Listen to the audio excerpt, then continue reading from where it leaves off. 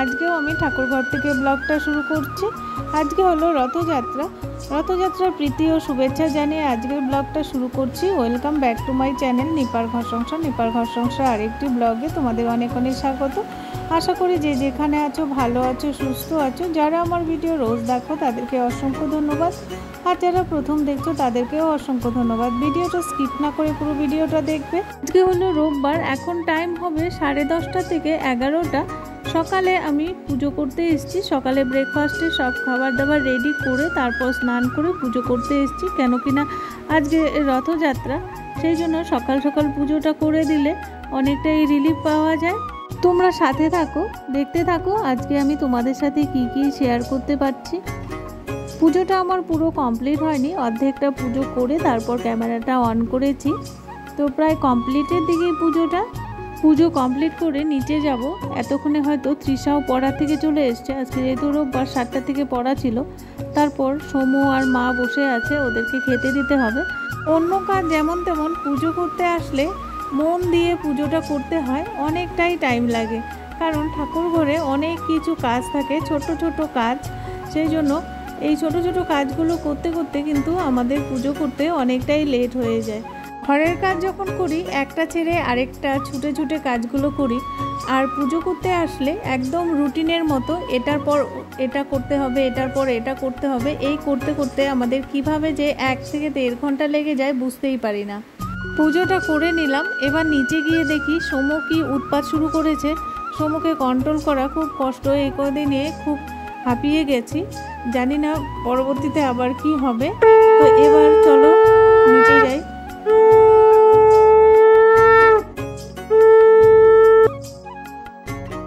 পুজো complete করে নিচে গেছিলাম, মোবাইলটা নিয়ে যেতে ভুলে গেছি আর ছাদে আসিনি। গিয়ে দেখি তৃষা পড়ার থেকে চলে এসছে।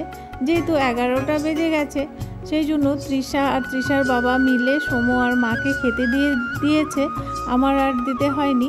তো সেই জন্য ভাবলাম এবার প্রসাদটা তুলে নিয়ে আসি।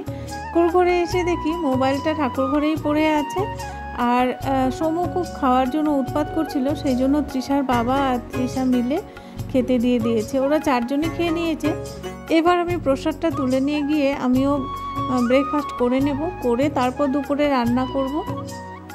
সমু স্নান করে এভাবেই রোজ গেঞ্জিটা মাথায় দিয়ে অনেকক্ষণ দাঁড়িয়ে থাকে, আর মার উপরে খুব চটে গেছে কেন জানি না। এভাবে অনেকক্ষণ ও দাঁড়িয়ে থাকবে গেঞ্জিটা মাথার মধ্যে দিয়ে। স্নান কিন্তু ওর হয়ে গেছে, ঠিক 12টা বাজলেই ও স্নানটা করে নেয়। আর স্নানের আগে গামছা পরে কিভাবে পায়চারি করে সেটাও তোমাদের সাথে একদিন শেয়ার করেছিলাম। খুব মাকে উল্টোপাল্টা কথা বলছিল, সেই জন্য আমি সাউন্ডটাকে অফ করে দিয়েছি। এইদিকে দেখো, সকালে আমি ব্রেকফাস্টে করেছিলাম ভাত ফ্রাই। কালকের অনেকটা ভাত বেঁচে গেছিলো, রাতে কেউ খায়নি, সেই জন্য সেটাকে আলু পেঁয়াজ কাঁচা লঙ্কা দিয়ে ফ্রাই করেছি, আর এটা খেতে কিন্তু খুব ভালো লাগে। এবার সমু আর মাকে প্রসাদটা আমি দিয়ে দিচ্ছি। এবার যখন ও প্রসাদ দেখেছে, যতক্ষণ পর্যন্ত ওর হাতে না দেবো ততক্ষণ পর্যন্ত আমার পিছন ছাড়বে না। সেই জন্য ওকে প্রসাদটা দিয়ে আমি ব্রেকফাস্টটা করে রান্নাটা বসিয়ে দেবো।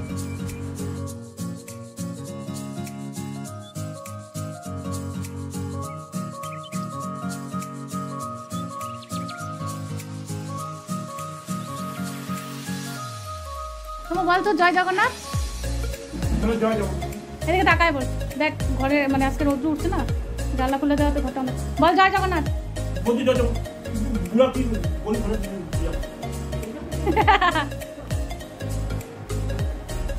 গরিবরাই তো ভালো রে, গরিব যদি হয় না তোরে বসতে দিবে, খাইতে দিবে। বড় লোক হলে কি হবে জানিস, বড় লোকরা তোরে গেটে থেকে তাড়ায় দিবে, ঘরেই ঢুকতে দিবে না,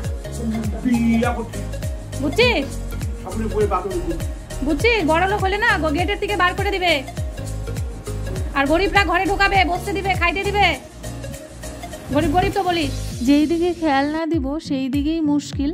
প্রসাদ খাওয়ার পর বেসিনে হাত ধুতে এসে জল চালিয়ে দাঁড়িয়েই আছে, এদিকে জল পড়েই যাচ্ছে, আর ও জল চালিয়ে দাঁড়িয়ে আছে। সেই জন্য ওকে আমি একটু শাসন করছি, একটু বকা না দিলে আরও বেশি উৎপাত করে। একদম জল চালিয়ে জলের মধ্যে হাত দিয়ে স্ট্যাচুর মতো দাঁড়িয়ে থাকবে। এটা খাওয়া দাওয়ার পর ও এই কাজটা করে, তো ওকে একটু শাসন করতেই হয় আমার। তৃষাকে পড়া থেকে নিয়ে আসার সময় একদম বাজার করে নিয়ে এসছে। এদিকে আছে চিকেন আর মাটন। আমাদের বাড়িতে সব সময় 2 রকমেরই মাটন হয়, কেউ চিকেন খায়, কেউ মাটন খায়, তো সেই জন্য দু রকমেরই আনতে হয়। এত কাজের মধ্যেও তৃষা দেখো আরও কাজ বাড়িয়ে রেখেছে। বরফ, আম, চিয়া সিড, তারপর দুধ এইসব দিয়ে একটা পুডিংয়ের মতো করেছে। আর এইদিকে দেখো কতটা নোংরা করে রেখেছে, আমের খোসা, ছাকনা, তারপর চাকু, হাতল, আরও কী কী রেখেছে। আমার এগুলো পরিষ্কার করতে হবে। আর আমাকে দিয়েছে টেস্ট করতে, মা একটু টেস্ট করো। আমি সবজি কাটছিলাম, তো টেস্ট করতে গিয়ে আমার খুব ভালো লেগেছে, অনেকটাই খেয়ে নিয়েছি। আমের পুডিংটা দারুণ বানিয়েছিল তৃষা। রান্না প্রায় মোটামুটি হওয়ার দিকে, পটল পোস্ত আর দুবার ভাত হয়ে গেছে। এবার আমি মাটনটা করছি। মাটনটা করার পর চিকেনটা বসিয়ে আমি রান্নাঘর থেকে চলে যাব। আর তারপর তৃষা নয়তো তৃষার বাবা চিকেনটা করে নেবে। আর এদিকে আমার ভাসুর এসছে, আমার হাজব্যান্ডের বড় ভাই, তো ওরা বসে গল্প করছে। আর তৃষা বলছিল মাটন কষানোর সময় ও এক পিস খাবে, সেই জন্য ওকে তুলে দিয়ে তারপর মাটনটা আমি প্রেশার কুকারে দিয়ে দেবো। সমস্ত রান্না আমার কমপ্লিট হয়ে গেছে। এটা হলো চিকেনটা তৃষার বাবাই করেছে। আর আছে পটল পোস্ত, আর এদিকে আছে লাল করে একদম মাটনের ঝোল, কারণ তৃষা বলেছিল মাটনটা খুব ঝাল করতে, তো আমি মোটামুটি ঝাল দিয়েছি। আর লেবু শসা কাটা, আর এদিকে হলো মুসুর ডাল। এটুকুই হলো আমাদের আজকে লাঞ্চ মেনু। আজকে অনেকটাই বেলা হয়ে গেছে, প্রায় 3টে থেকে 3:30 হবে এখন। এদিকে আমি সমুকে খেতে দিয়েছি, কেন কিনা সমু সবার সাথে খেতে বসলে কেউকেই খেতে দিবে না, সেই জন্য আমি ওকে সবার ফার্স্টে খেতে দিয়েছি, তারপর অন্যদের দেব। কারণ এত বকবক করে, ওর বকবকানি শুনে কেউ খেতে পারে না। বল আবার বল। ডাবলাম ভাত, আমাদের আজকে ভাত নাই। যেটা বলা হচ্ছে সেটা একটা কথা না, আপনি জাতি করে খাওয়াচ্ছেন আমাদের। একটা কথা বলবি না। লক্ষ্মী, হাই মাসি না, নাম ধরে ডাকবি না একদম। লক্ষ্মী মানে দেখো চোখ গরম করছে আমাকে। বড়দের সম্মান করতে জানো না, নাম ধরে ডাকো মায়ের বয়সী। লক্ষ্মী মানে আমাকে চোখ গরম করছে। ডালের সাথে কোনো কিছু ভাজা করতে আজকে আর টাইম পাইনি, যেহেতু ভাসুর এসেছে। ডালের সাথে পাঁপড় না দিলে ভালো লাগবে না, আর সেই জন্য পাঁপড় ভেজে নিচ্ছি। আর সমু কীভাবে কথা বললো সেটা তো তোমরা শুনলেই, এইভাবেই ও সারাদিন কথা বলে। সমুর খাওয়া হয়ে গেছে, এবার আমি ওদের সবার খাবারটা রেডি করব। রেডি করে ওদেরকে খেতে দিয়ে দেবো। অল্প জল দিবি থালার মধ্যে, বেশি জল দিবি না। দাদা ভাই আর তৃষার বাবার খাবারটা রেডি করে নিয়েছি, এবার ওদেরকে ডাকবো। ওরা খেয়ে নিলে তারপর আমি, মা, মাসি আর তৃষা, এই 4 জন আছি, এই 4 জনে খেয়ে নেব। একবারে সব কিছু সাজিয়ে গুছিয়ে দিয়েছি, তাহলে আমার আর টেনশন নেই। আমি এবার ওরা খেতে খেতে একটু রান্নাঘরের টুকিটাকি একটু কাজ সেরে নেব।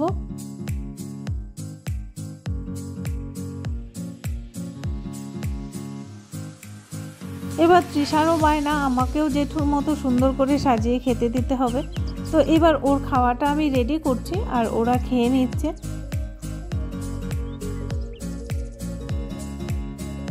আজকে যেহেতু মাটন আছে, তৃষার ফেভারিট, সেই জন্য তৃষারও খুব খিদে পেয়ে গেছে। বলল জেঠুর পাশে আমাকে দিয়ে দাও, তাই জেঠুর পাশে বসে তৃষাও খেয়ে নিচ্ছে।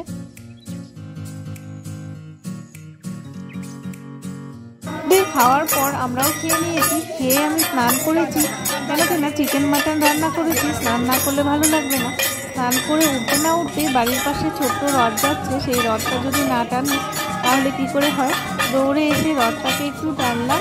টানতে না টানতেই দেখি গোপাবুদি পিছু পিছু যাচ্ছে মাসিমাকে নিয়ে জগন্নাথ দর্শন করাতে। এটা আমাদের পাড়ার পুজো, তো সেখানেই আমি, গোপাবুদি আর মাসিমা এসেছি জগন্নাথ দর্শন করতে।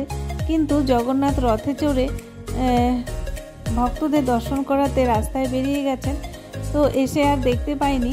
সেই জন্য আমি আর গোপাবুদি এখন মাসিমাকে নিয়ে বাড়ি যাচ্ছি।